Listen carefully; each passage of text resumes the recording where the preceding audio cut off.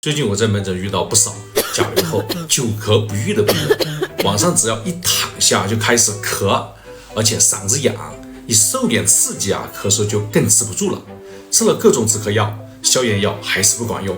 其实这并不是普通感冒引起的咳嗽，所以你吃了多少种药也不起作用。这种情况可以试一下这个虫草川贝膏，能帮助缓解因甲流后病毒残留损伤呼吸道黏膜而引发的久咳不愈。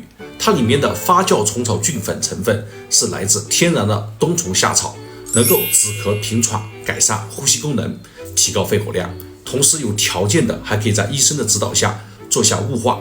最后提醒一下大家，在睡觉的时候记得把枕头垫高点，这样可以减少分泌物在呼吸道内滞留，减轻咳嗽症状。如果咳嗽还是持续不好，就要及时就医了。你记住了吗？